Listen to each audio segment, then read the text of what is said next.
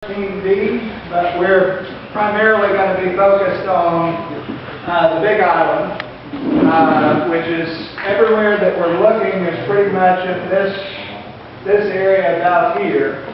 It's too dry on the Kona side without a whole lot of, well, you could do irrigation, different things, but we're going to focus on kind of the easier spot to grow it with the rainfall. So that means it will be a 9A to 13A. With the primary zones, I believe Volcano is 11A, it may be 10B, where we are here, and then 12B and 13A as it goes down. Jason, what does that mean? Well, basically on that, 12B. it's your extreme minimum temperatures. Okay. So this is a lot of, like in Mississippi, I can get down, like we're saying, 6 degrees. Well, then I'm going to have to choose a plant that can tolerate that. There are some, you have Camellia sinensis, which is the Chinese variety, the small leaf, and then you have Camellia sinensis assamica, which is a larger leaf that was found in India. Certain asamicas cannot go below a temperature of about 36 to 37 degrees. So the good news is there's nowhere that we're growing here on the island that will ever be that cold, so that now will give us a larger range of plants.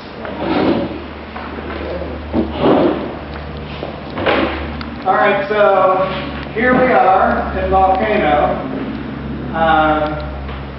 Of course, this is the Hamakua Coast, and this is the Puna area.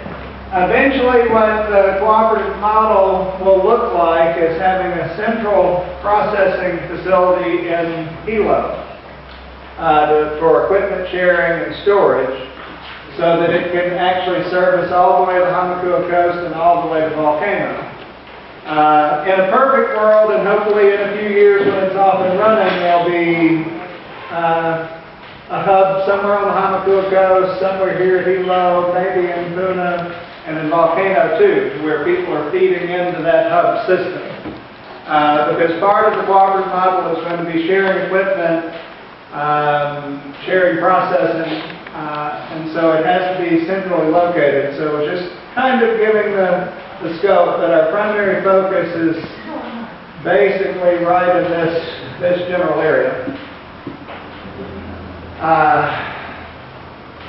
All right, so one of the quotes that I try to use, because when people are thinking about seeding or plants, they're kind of thinking short term. A lot of people are road farmers. They, just kind of a 1 year to 3 times a year return.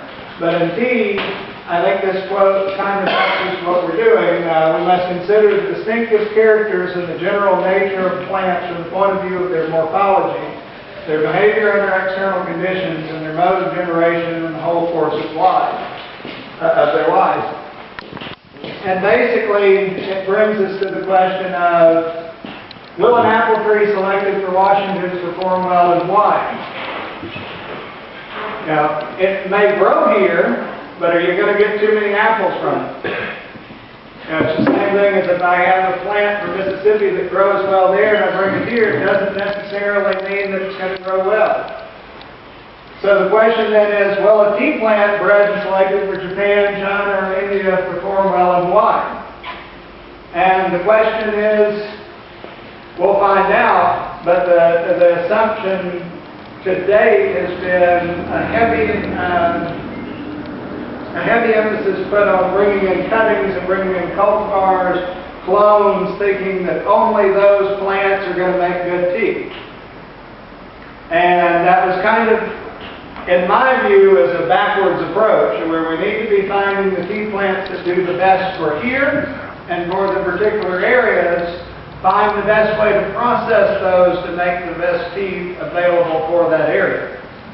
Because it's sort of like, I don't know if you know anything about truffles and trying to grow truffles outside of France and not having the same flavor, and it's very much the same with tea. So part of what we're going to be doing is collecting in various seeds and samples and having it cataloged and database tiered. with the co-op. Because, and there was a word in the quote, morphology, which is basically how the plant responds or the structure of the plant. So, I don't know if you can see real well in the back. This is a Thai roselle hibiscus. We brought over some seeds from Mississippi. The top one is grown at sea level, and the bottom is actually grown here. So this was at the Hilo Health Co-op, and this is here outside of the greenhouses. You can see, look at the leaves of that and look at the leaves of that. You can see it looks almost like a totally different plant, all except for the bloom. So it can be supposed, this is an example of plant morphology that happened here in Hawaii. But it can show you that, okay, well if I have a plant that's growing in Hilo, and it's a tea plant, and I bring it here at Volcano, is it going to look the same? Is it going to grow the same? Is it going to have the same chemicals in the leaf? I think there are already some tea farms on the island. Do you know what they're growing? Yes, there's actually, University of Hawaii may be able to help me a little bit more, but I know there's particular varieties. I think there's Chinchin Oolong, there's Bohea, Yataka Midori, Benikuari, and Yabakita that are here on the island. There's been some other seeds that are brought in. There's the Samaka plants that are on the island as well, so we've been trying to collect all of those genetics as well. But I've gone out to a farm and they've said, oh, this is Yabakita. And I've gone to another farm that's higher elevation and said, this is Yabakita, and it doesn't look the same.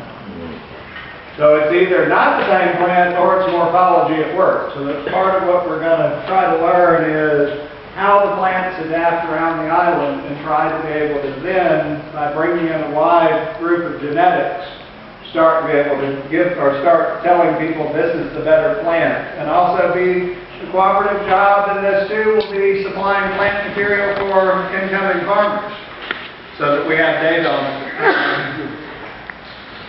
But the excellent reason why in Hawaii this is great for Hawaii is that if you were to drive from Hilo to Volcano, the elevation change is the same as driving from about Miami to Denver on the mainland for all the different elevations and the different climate zones and microclimates. So if I were going to try to do this on the mainland, I'd have to rope together, which I'm actually doing through universities, putting 19 universities together to study all of this.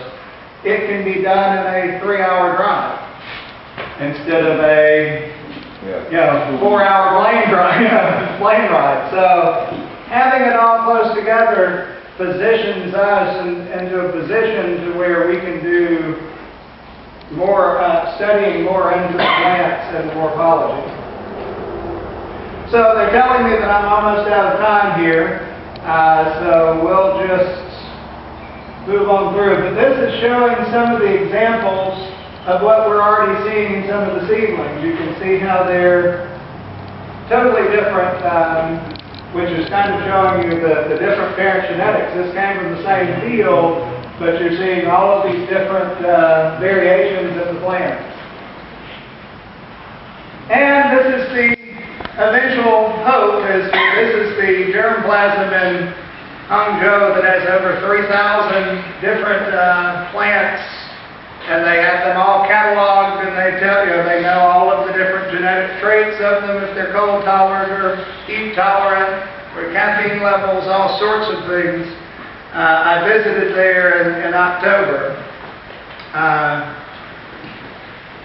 So, anyhow, they told me I was out of time, so I guess I'm out of time.